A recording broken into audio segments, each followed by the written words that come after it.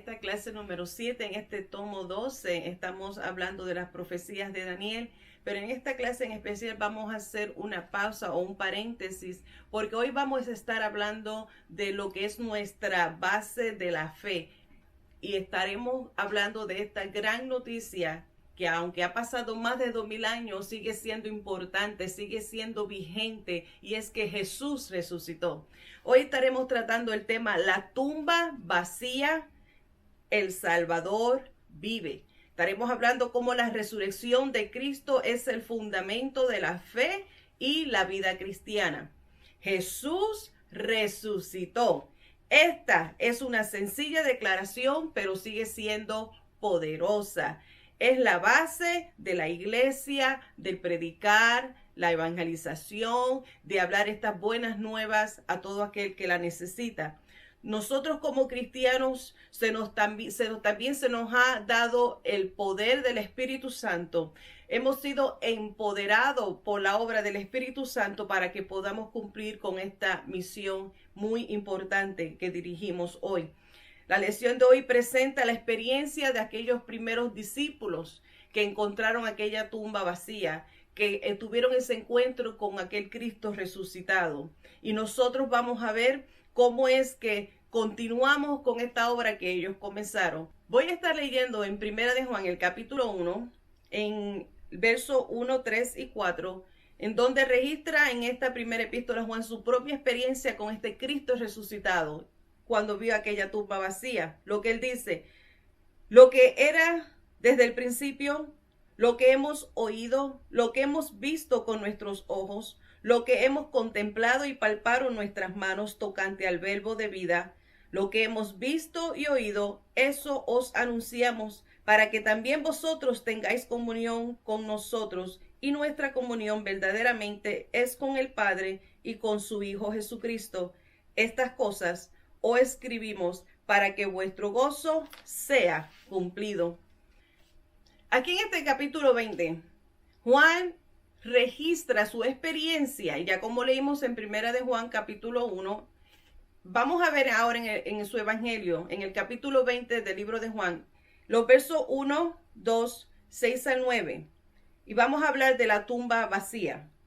El primer día de la semana, María Magdalena fue de mañana, siendo aún oscuro, al sepulcro, y vio quitada la piedra del sepulcro. Entonces corrió y fue a Simón Pedro y al otro discípulo, aquel al que amaba Jesús, y le dijo: se han llevado del sepulcro al Señor y no sabemos dónde le han puesto. Luego llegó Simón Pedro tras él y entró en el sepulcro y vio los lienzos puestos allí y el sudario que había estado sobre la cabeza de Jesús, no puesto con los lienzos, sino enrollado en un lugar aparte. Entonces entró también el otro discípulo que había venido primero al sepulcro y vio y creyó, porque aún no habían entendido las escrituras que era necesario que él resucitase de los muertos. Aunque María Magdalena no andaba sola, Juan se enfoca en la persona de María en este capítulo 20.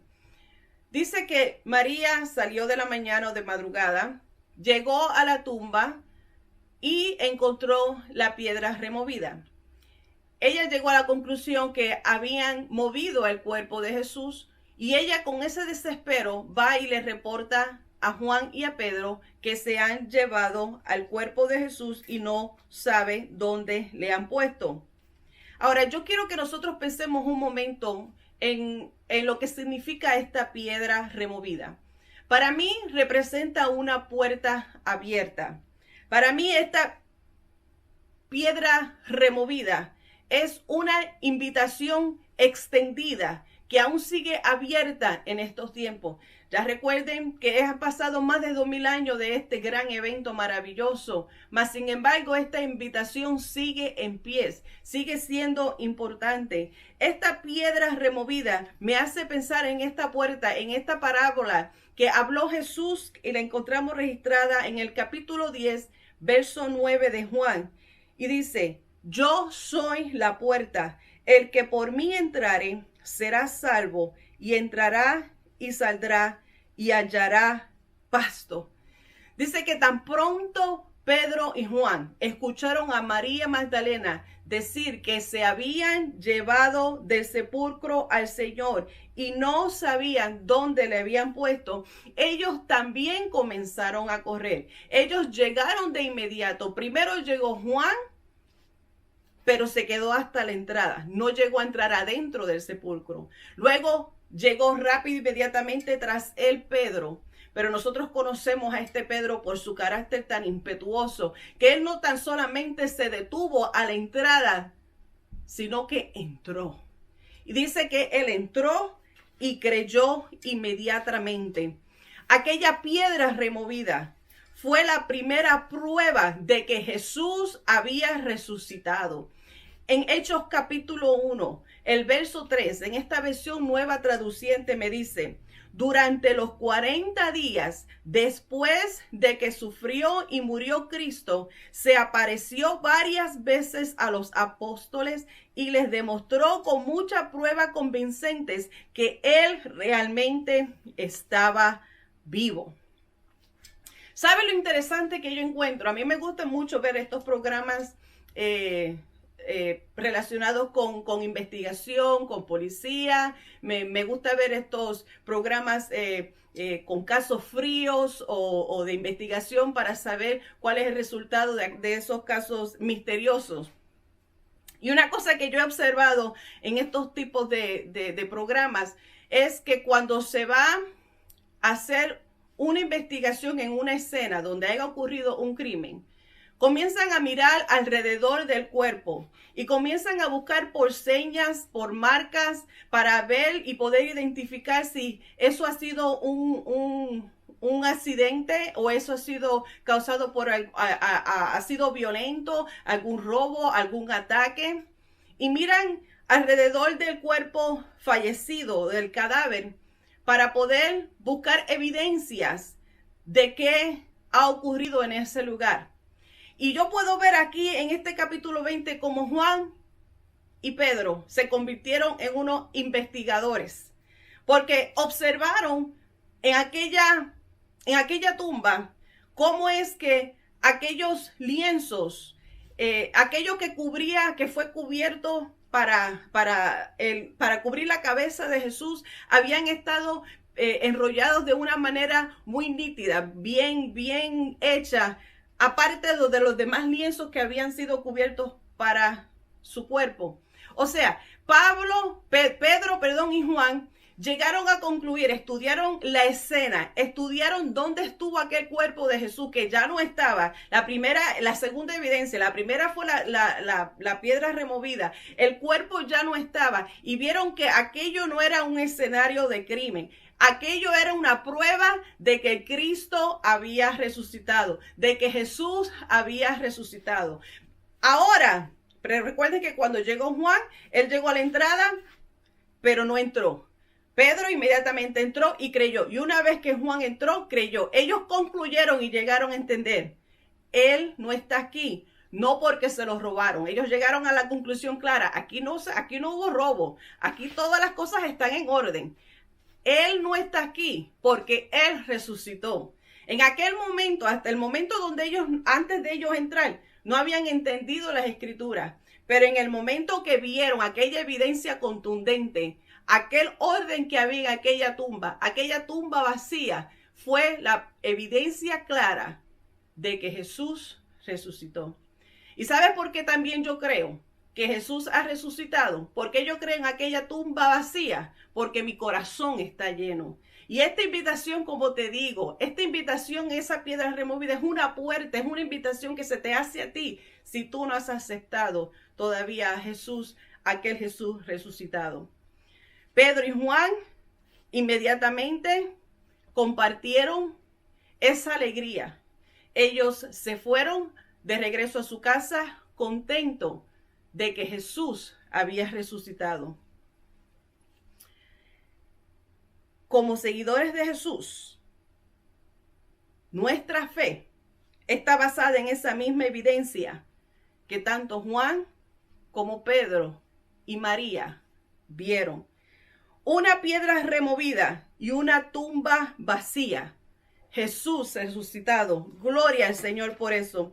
También vamos a ver en Primera de Corintios cómo el apóstol Pablo sigue hablando y enseñando de que Jesús no tan solamente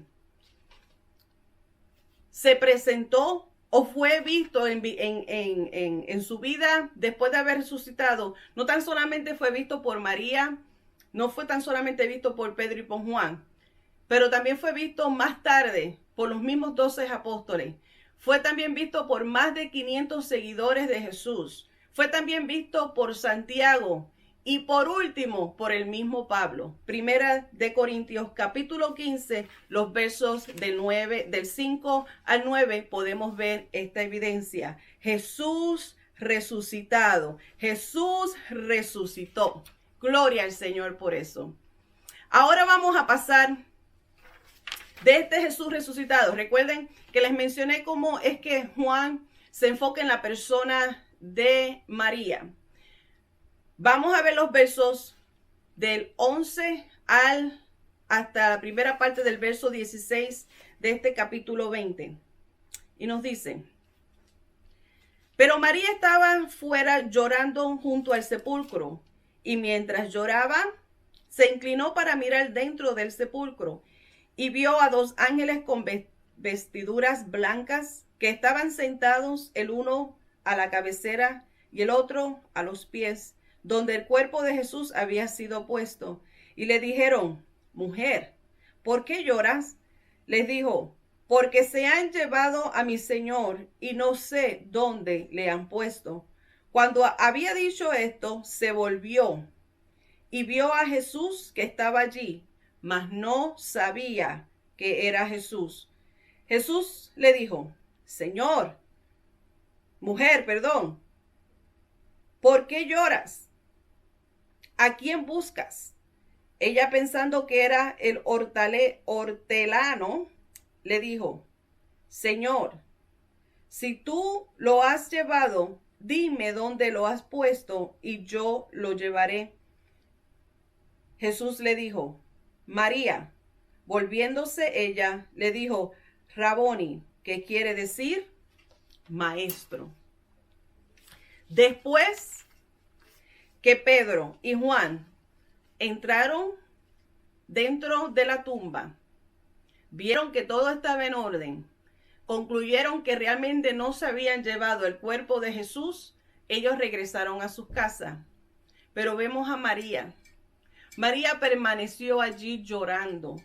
Y el llanto, el lloro que ella estaba experimentando era una expresión dolorosa. Lo que ella estaba experimentando en aquel momento aún no había comprendido esta promesa de que Jesús iba a resucitar de entre los muertos. En su llanto, en su angustia, podemos notar que ese dolor que ella estaba viviendo fue tan grande que ni siquiera las palabras de aquellos ángeles le trajeron alivio a su corazón. No fueron suficientes para calmar la desesperación que María estaba experimentando en aquel momento. Esto fue muy significativo para ella. Al ella no ver el cuerpo de Jesús en aquella tumba, era muy significativo para ella porque ella fue una de las personas que bajo el ministerio de Jesús, durante el ministerio de Jesús en la tierra, fue impactada. A ella, Jesús la había liberado del poder demoníaco y ella vivía agradecida. Jesús le dio a ella una nueva vida, una vida eterna, una vida con propósito. Y por eso ella iba con la intención de honrar a Jesús, porque para ella significaba mucho el ministerio de Jesús, lo que Jesús había hecho en su vida. Y al no ver a Jesús para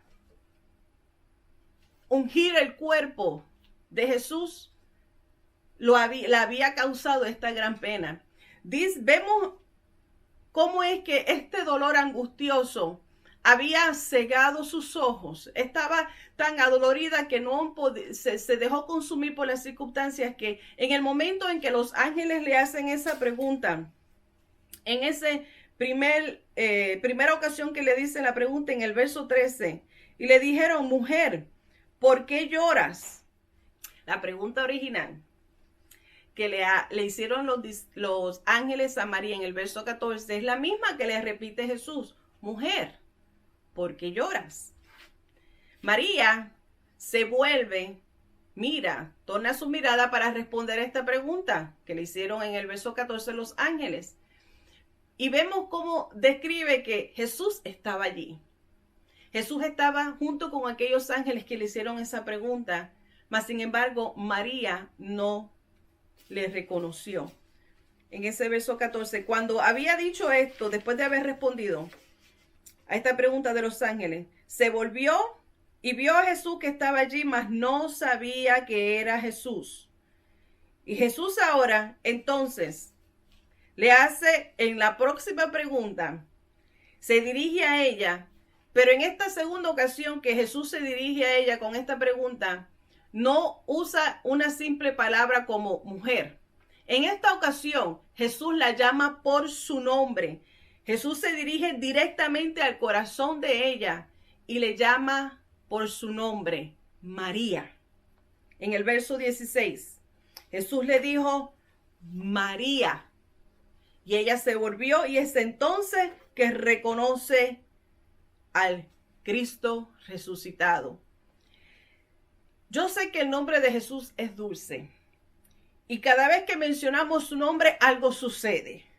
El nombre de Jesús es poderoso. Todo lo que hacemos lo declaramos y lo decimos en el nombre de Jesús. Y lo sabemos y lo creemos que un día toda rodilla se doblará y declarará el nombre de Jesús. Pero aún dulce es cuando Jesús puede pronunciar tu nombre. Cuando Él te llama por tu nombre. Qué dulce es escuchar a Jesús hablar y decir mi nombre. Y decirte, te amo. Lo he hecho por ti. Aquella obra dolorosa que cumplí en aquella cruz del Calvario, no lo hice simplemente para demostrar que soy un héroe. No, lo hice porque te amo a ti, por amor a ti. Jesús resucitó. Esto trajo alivio al corazón de María. Al Jesús pronunciar su nombre, ese dolor desapareció y ella pudo ver que frente a ella estaba el Cristo resucitado. En un instante, el dolor de María fue transformado en alegría al ver a este Cristo resucitado. Y este es el Jesús resucitado que nosotros predicamos, que nosotros enseñamos, que nosotros compartimos, que nosotros seguimos creyendo y recordando en esta fecha del año. Jesús resucitó.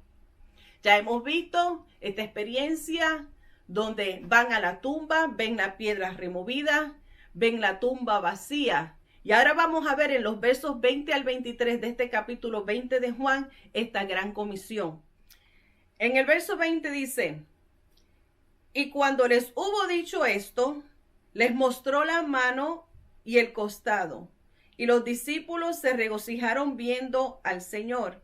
Entonces Jesús le dijo otra vez, paz a vosotros. Como me envió el Padre, así también yo os envío. Y habiendo dicho esto, sopló y les dijo, recibid el Espíritu Santo. A quienes remitiereis los pecados, les son remitidos. Y a quienes se los retuviereis, les seréis retenidos. María había visto al Señor resucitado y ahora Jesús la enviaba con la responsabilidad, porque qué responsabilidad tan hermosa es nosotros anunciar y predicar y enseñar y creer que Jesús resucitó. A ella se le dio esta encomienda, se le dio esta responsabilidad de anunciarle a los demás discípulos la gran noticia de su resurrección. En ese verso 18 de este capítulo 20, dice, fue entonces María Magdalena para dar a los discípulos las nuevas de que había visto el Señor y que le había dicho estas cosas. Los discípulos oyeron hablar del encuentro de María Magdalena con Jesús en aquella madrugada. Y por la tarde estamos viendo cómo ellos también llegaron a ver al Cristo resucitado. Ellos estaban escondidos por dos razones. Primero, por el temor que sentían ya que su líder no estaba en medio de ellos y estaban escondidos. Y la segunda razón por la cual estaban allí escondidos era por la vergüenza que ellos sentían por haber abandonado a Jesús en la crucifixión. Aquellos discípulos en ese cuarto, en ese lugar reunidos, escuchando esta gran experiencia que María había tenido al ver al Cristo resucitado, dice que Jesús apareció en medio de ellos.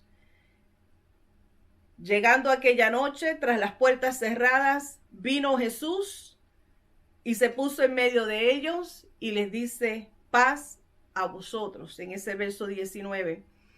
Este mensaje de paz era especialmente necesario para ellos por estas razones que ya les mencioné. Sin embargo, vemos esta respuesta, esta acción de Jesús.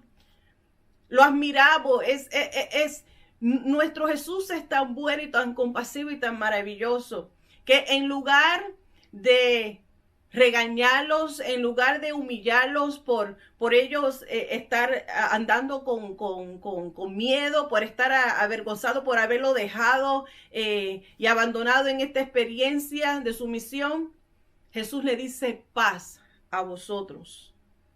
Podemos ver cómo este comportamiento, cómo toda experiencia que ellos vivieron en Marcos capítulo 14, los versos de 2 al 31, puedes leer toda esta experiencia, que había más que razón para Jesús confrontarles a ellos, mas sin embargo no lo hizo. Y le dijo, paz a vosotros. Él mostró sus manos, él le mostró su costado, como prueba de que él realmente es el Salvador resucitado.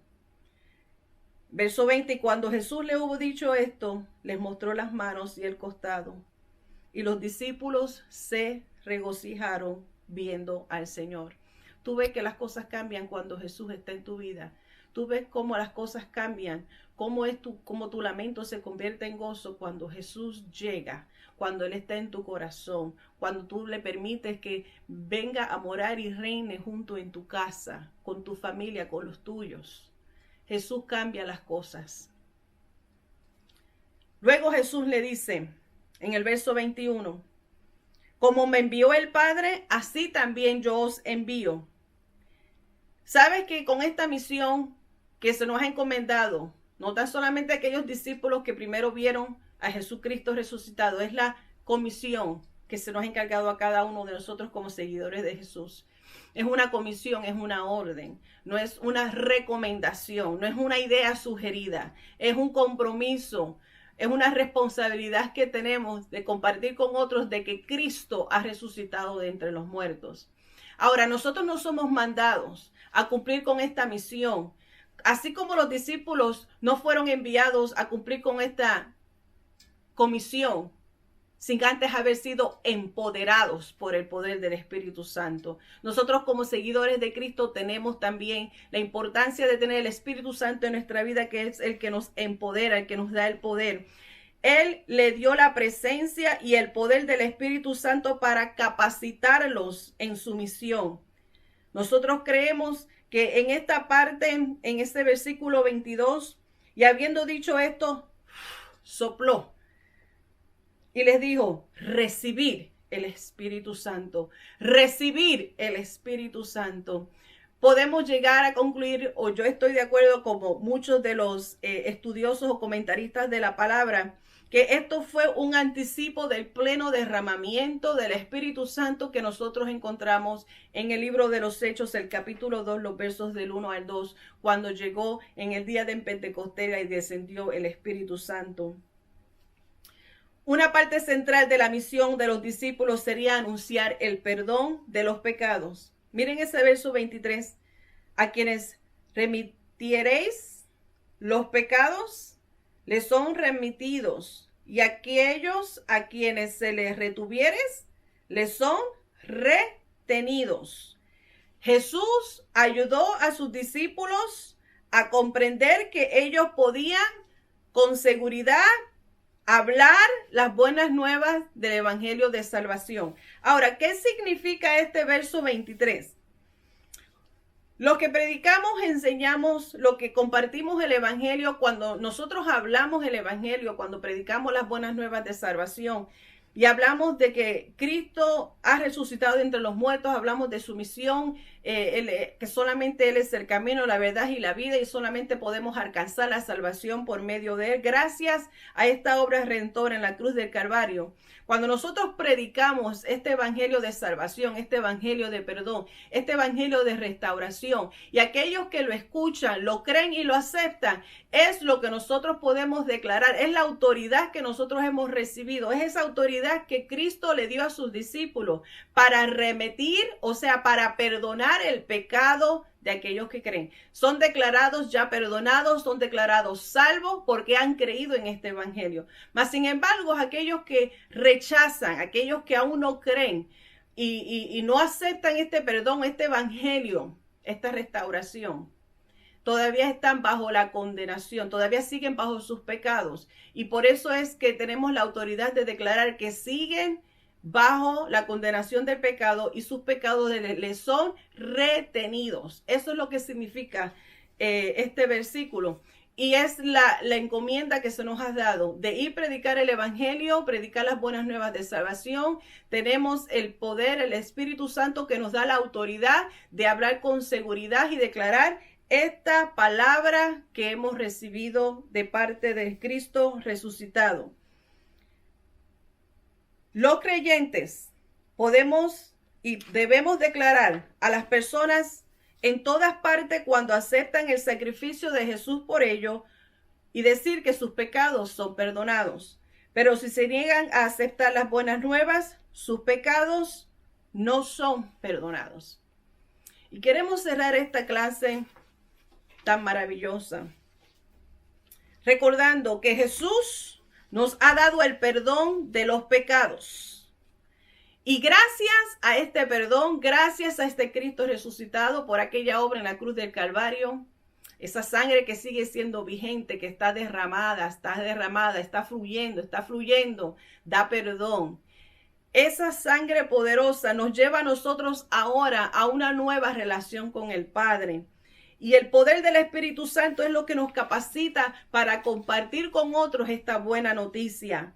Todos tenemos esta responsabilidad de decir a las personas en todas partes del mundo que ellos también pueden convertirse en hijos de Dios. Todo aquel que cree en Cristo Jesús se convierte en hijo de Dios.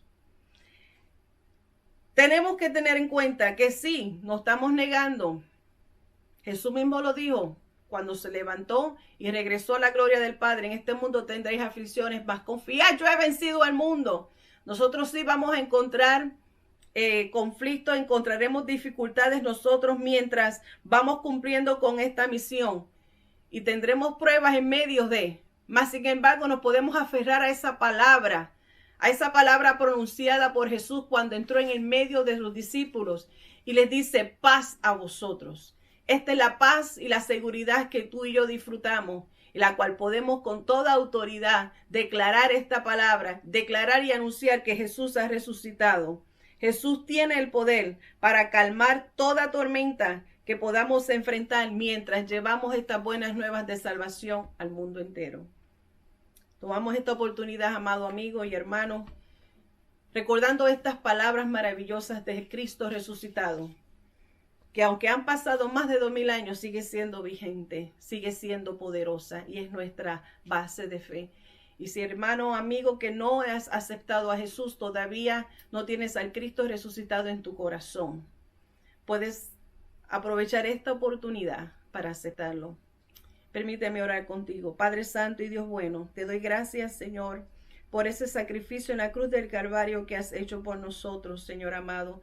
Cada amigo, Padre, cada persona que está recibiendo el regalo de la salvación en este día, Señor. Yo te pido, Padre de la gloria, que tú pongas su nombre en el libro de la vida. Padre celestial, yo te pido por ello y te doy gracias por ello y que podamos como iglesia seguir cumpliendo con esta misión. En el nombre de Jesús, nombre que es sobre todo nombre. Amén.